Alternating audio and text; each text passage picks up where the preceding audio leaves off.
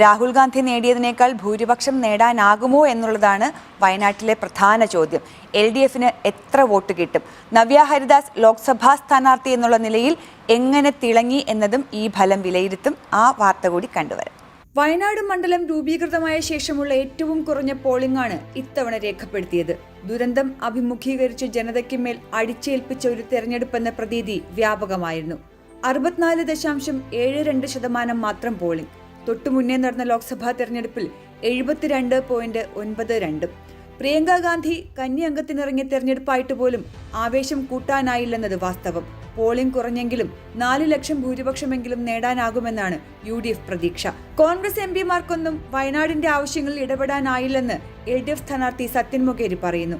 Annie രാജ നേടിയതിനേക്കാൾ കൂടുതൽ vote Sathyan മൊകേരിക്ക് നേടാനാകുമോ? LDF ഈ election campaign തുടങ്ങിയപ്പം തന്നെ ഞങ്ങൾ പൊളിറ്റിക്കൽ ഇഷ്യൂസും വയനാടിൻ്റെ ഡെവലപ്മെൻറ്റ് ഇഷ്യൂസാണ് റേസ് ചെയ്തത്. പൊളിറ്റിക്കൽ ഇഷ്യൂസ് ഡെവലപ്മെൻറ്റ് ഇഷ്യൂസും പരസ്പരം ബന്ധപ്പെട്ടതാണ്. വയനാട് മേഖലയിലെ വയനാട് പാർലമെൻറ്റ് നിയോജക മണ്ഡലത്തിലെ ജനങ്ങളുടെ പ്രശ്നങ്ങൾ, അതിൽ ഏറ്റവും പ്രധാനം വന്യമൃഗങ്ങൾ മനുഷ്യാവാസ കേന്ദ്രങ്ങളിൽ വന്ന് മനുഷ്യരെ ജീവിക്കാൻ കഴിയാത്ത അവസ്ഥ ഉണ്ടാക്കിയ കാര്യം, മനുഷ്യരെ കൊന്ന കാര്യം, കൃഷി നശിപ്പിച്ച കാര്യം, അതിന് അന്ന് MP ആയിരുന്ന രാഹുൽ ഗാന്ധി ഒന്നും ചെയ്തില്ല എന്ന് പറഞ്ഞാൽ ആനയുടെയും പുലിയുടെയൊക്കെ മുമ്പ് പോയി നിൽക്കാനല്ല ഉദ്ദേശിച്ചത്. ഇതിനകത്ത് പാർലമെൻറ്റിനകത്ത് ഈ വിഷയം റേസ് ചെയ്തില്ല. വന്യമൃഗ സംരക്ഷണ നിയമം അമെൻഡ് ചെയ്യുന്നതിന് വേണ്ടി ഒരു നടപടി സ്വീകരിച്ചില്ല. ഞങ്ങളതാണ് പറഞ്ഞത്, ഒരു ഇഷ്യൂ ഞങ്ങൾ ഉന്നയിച്ചത്. അതുപോലെ രാത്രികാല നിരോധനത്തിൻ്റെ വിഷയം.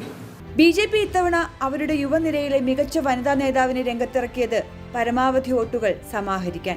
നിലപാട് പറഞ്ഞ് രാഹുൽ ഗാന്ധിയെയും പ്രിയങ്ക ഗാന്ധിയെയും കടന്നാക്രമിച്ചായിരുന്നു നവ്യ ഹരിദാസ് വോട്ട് ചോദിച്ചത്. ഭൂരിപക്ഷം കുറയുമോ എന്ന ആശങ്ക കോൺഗ്രസിനുണ്ടെന്നും നവ്യ പറയുന്നു. People of this community need a person who can work with them in the ground level and those who can address their issues in the parliament as well to find a solution. വയനാട്ടിൽ അട്ടിമറികളൊന്നും സംഭവിക്കില്ല. പക്ഷേ പ്രിയങ്ക ഗാന്ധിയുടെ ഭൂരിപക്ഷം കുറഞ്ഞാൽ അത് വോട്ടർമാർ കോൺഗ്രസിന് കൊടുക്കുന്ന താക്കീതാകും. മനഃപൂർവ്വം സൃഷ്ടിച്ച ഉപതെരഞ്ഞെടുപ്പിനോടുള്ള എതിർപ്പും വാക്ക് പറഞ്ഞ രാഹുൽ ഗാന്ധി അത് മാറ്റിയതും വോട്ടർമാർ മനസ്സിൽ കരുതി വച്ചുവെന്ന് മനസ്സിലാക്കണം.